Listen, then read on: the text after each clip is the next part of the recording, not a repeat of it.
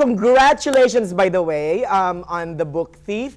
It just received the Critics' Choice Seal of Approval, so that's a great thing. Ah, nice. Fabulous. Yeah. How did you guys get attracted into making the movie? You can start. Oh, me? Okay, thank you. Nice. I read the screenplay. Shamefully, I hadn't read the book because it's by a brilliant fellow countryman from Australia. But then I read the book as well, and it's a remarkable piece.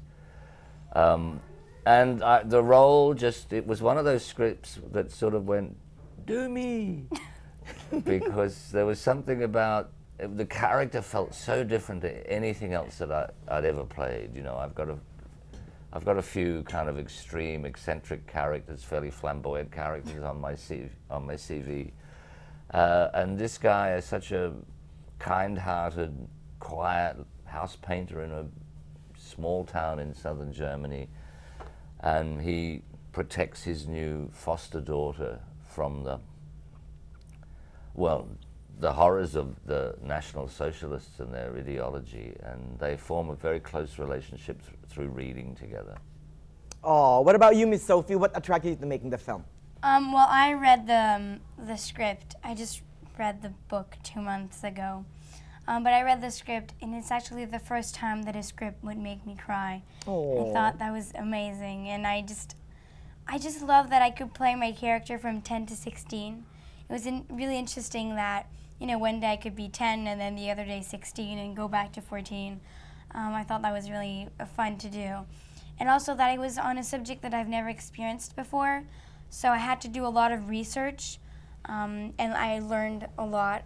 So I watched a lot of movies like Schindler's List, The Pianist, The Boy in the Striped Pajamas, Life is Beautiful, which are all wonderful movies.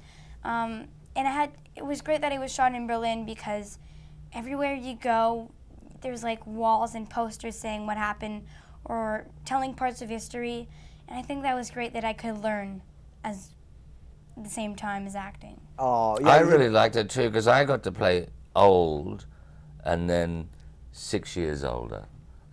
That made a huge difference. That's a nice problem to have, right, Mr. Geoffrey?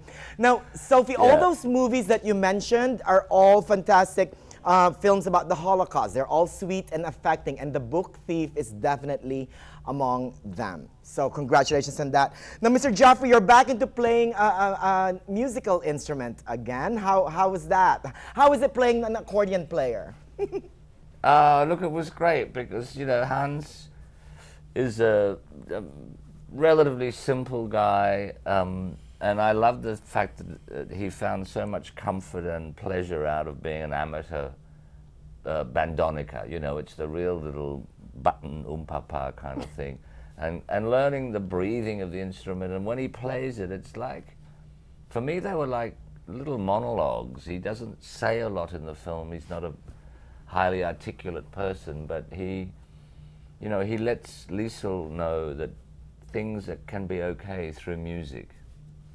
The best takeaway that I had from the movie is that, you know, books themselves become a metaphor for life and the living. Do you guys agree with that? Absolutely, yeah. I mean, you know, you look at the history of German culture with philosophy and literature and great composers and things, and for that country to have gone through such a complex, dark chapter, you know, pretty much all the way through the 20th century, it's nice to know that you know, rather than the fanatical ideology, that words can be emotional and strong. For Liesel, it's a way of her defining her young adulthood and being given the gift of poetry from Max, the Jewish refugee who's in the house. So I think what comes out of the end of the film is you don't tick the fanatic ideology box, you tick the power of reading, the power of thought, the power of ideas.